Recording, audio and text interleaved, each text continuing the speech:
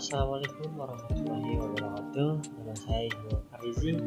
Saya dari kelas informatika ingin menjelaskan tentang materi telekomunikasi. Yang akan nanti saya bahas adalah apa sih itu telekomunikasi, bagaimana sih perkembangannya juga, dan banyak lagi. Langsung saja. Yang pertama adalah apa sih itu pengertian telekomunikasi? Secara umum, telekomunikasi adalah teknik atau cara yang digunakan untuk mengirim sebuah informasi. Informasi tersebut bisa berupa tulisan, suara, gambar, ataupun objek lainnya. Di dalamnya telekomunikasi ini dapat disampaikan data dan menyampaikan data dari satu tempat ke tempat yang lain yang memiliki lokasi yang berjauhan. Jadi kita itu seperti menggunakan handphone pada saat ini, makanya itu disebut dengan telekomunikasi. Jadi teman-teman bisa berkomunikasi dengan teman-teman yang jauh secara cepat menggunakan telepon. Jadi itu caranya adalah menggunakan telekomunikasi, berkomunikasi. Saja, apa sih komponen penting dalam sistem telekomunikasi ini? Yang pertama yang dibutuhkan adalah informasi. Informasi merupakan data yang dikirim atau yang diterima seperti suara, gambar, file atau tulisan. Seperti teman-teman mengirim WhatsApp kepada teman-teman kalian atau keluarga kalian juga bisa mengirim, mengubah informasi menjadi sinyal listrik yang siap dikirim. Ini pengirimnya adalah misalnya kita mengetik ABC, maka nanti dikonversikan membuat alur sinyalnya. Nah, terus adalah media transmisi. Alat yang berfungsi mengirimkan dari pengirim kepada penerima. Karena dalam jarak jauh, maka sinyal pengirim diubah lagi, dimodulasi agar terkirim jarak jauh. Jadi kita itu yang kita perlukan adalah antena seperti kabel juga termasuk. Nah, ini contohnya adalah ketika si pengirim mengirim informasi, maka akan dirubah ke sinyalnya. Ini adalah media transmisinya adalah seperti wireless, LAN card, dan banyak ini kabel FO, banyak juga kabel-kabelnya. Maka ini bisa kembali lagi ke si pengirim atau penerima lagi. Maka itu dikonversikan dan dikirim dan akan tersampaikan kepada si penerima. Seperti itu juga sebaliknya. Yang kita pelajari selanjutnya adalah topologi. Topologi atau disebut juga konfigurasi jaringan adalah gambaran skematis dari susunan elemen fisik dan logika dari suatu jaringan komunikasi. Yang pertama adalah topologi star.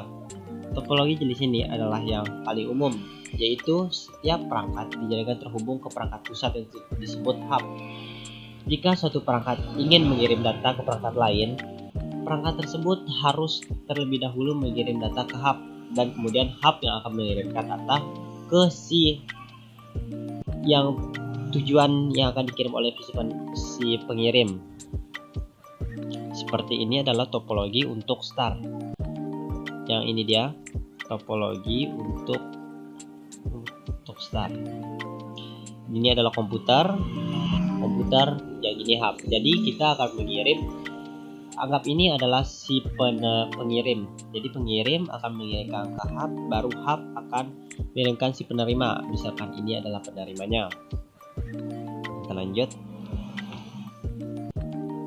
Topologi ring. Topologi ring membuat setiap node disusun terhubung dengan dua perangkat di kedua sisi dalam lingkaran seperti cincin. Topologi ring ini adalah seperti cincin dalam data dapat berjalan melalui jaringan ring dalam satu arah atau dua arah. Seperti ini adalah topologi cincin. Ini adalah file server, workstation. Ini adalah perangkat komputer. Itu dia. Jika salah satu ini akan terputus, maka yang lainnya juga akan terputus untuk koneksi pengirimnya juga. ini adalah suatu kelemahan dari topologi tersebut, topologi ring. Langsung lanjut.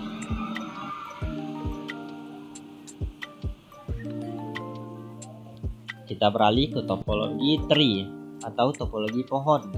Topologi tree adalah topologi hybrid yang menggabungkan karakteristik dari topologi bus dan star dan atau yang lainnya.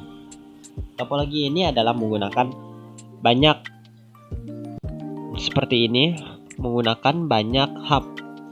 Di sini hub ke hub juga ini adalah 3 hub.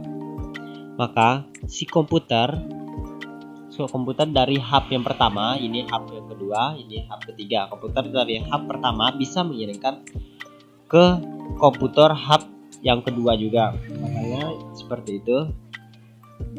Ini yang paling sering digunakan karena di sini adalah yang paling mudah untuk kita gunakan dalam kehidupan sehari-hari seperti di warnet jika menggunakan topologi pohon. Seperti ini topologi pohon.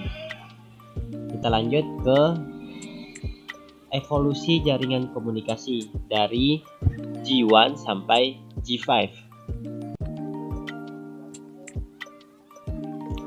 Yang pertama, G1 sinyal analog.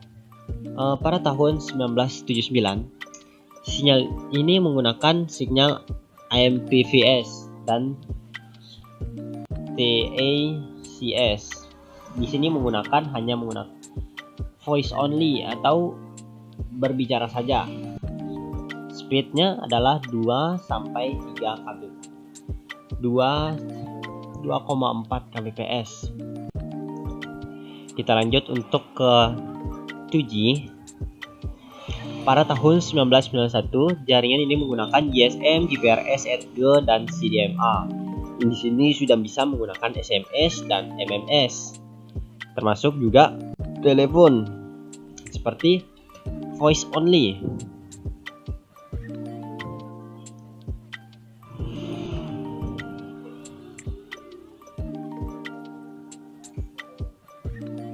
Pada tahun 1991, di sini sinyalnya sudah menggunakan GSM, GPRS, 8G, dan CDMA. Di sini cuma bisa menggunakan SMS dan MMS. Ini beda lagi dengan yang 1G. Dia itu adalah voice only seperti penggunaan HT. Kita lanjut ke 3G. Pada tahun 2021 sudah menggunakan HSPA, sudah menggunakan voice dan data, kita sudah menggunakan internet, kita sudah menggunakan video call dan mobile TV. Dan kecepatannya speednya adalah 14 Mbps. Kita lanjut ke 4G. Pada tahun 2009 LTE dan penggunaan jaringannya adalah LTE dan LTE Advanced Design for Data. Jadi kita sudah bisa menggunakan paket data yang lebih cepat juga dan sudah mempunyai fitur cloud computing, gaming, otomatis juga untuk telepon, video call, dan banyak lagi penggunaan pada tahun ini dan sudah masuk sampai sekarang saat ini. Kita lanjut. Penggunaan 5G. 5G saat ini masih belum terlalu di Indonesia. Baru direalisasikan ke wilayah masih di Singapura kalau tidak salah. Jadi semoga saja di tahun berikutnya kita mendapatkan jaringan 5G dan support di handphone kita masing-masing, teman-teman. Pada tahun 2019 itu 5G sudah ada, tapi di Indonesia sampai sekarang di 2022 belum terdapat 5G. Kita lanjut. Perkembangan perangkat telekomunikasi. Ini perkembangan perangkat adalah misalnya kita menggunakan pada zaman dulu kita menggunakan apa misalnya untuk menyampaikan pesan. Yang pertama, teknologi komunikasi berupa lukisan gua. Teknologi berlukisan gua ini diklaim menjadi metode komunikasi tertua yang ada di dunia. Metode lukisan gua difungsikan sebagai sebuah tanda manusia purba dalam menandai daerah mereka. Nah, kita lanjut yang kedua. Teknologi komunikasi melalui simbol. Ukiran batu tersebut difungsikan sebagai media perekam cerita oleh manusia purba, hampir sama dengan lukisan purba pada zaman dahulu.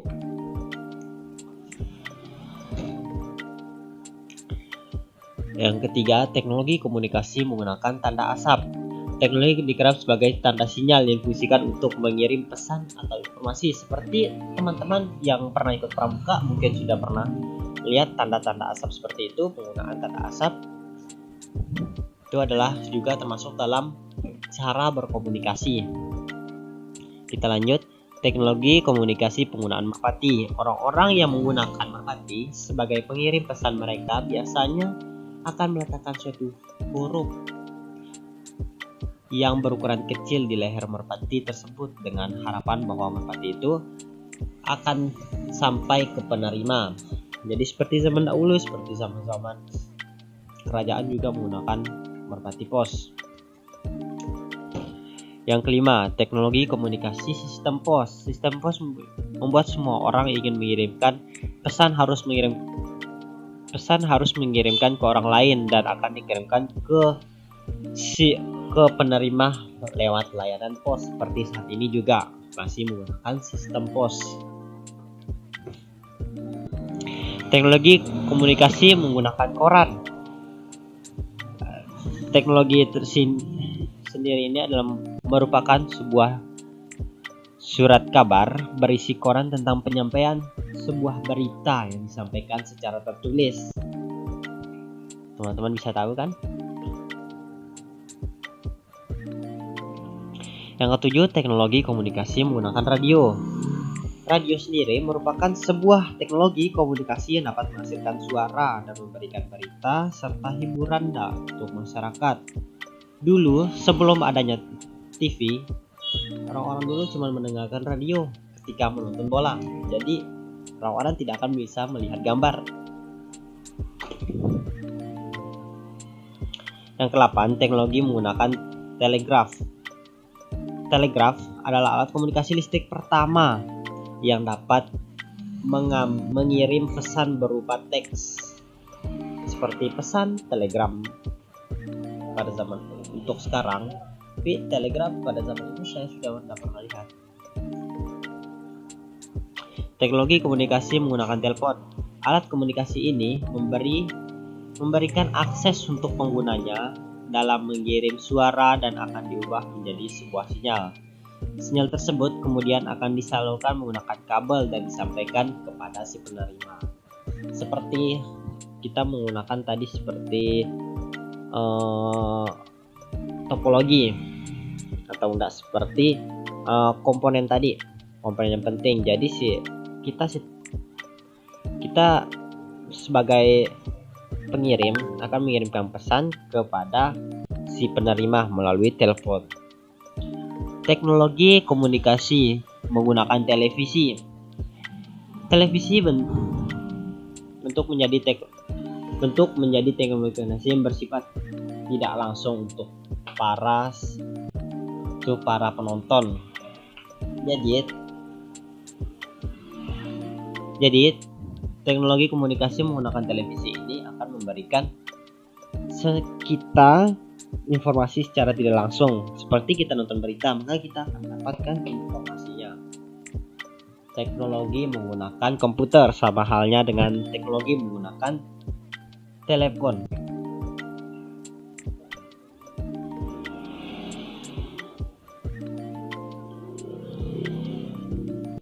Sekian dari saya, Salman Farizi. Wassalamualaikum warahmatullahi wabarakatuh.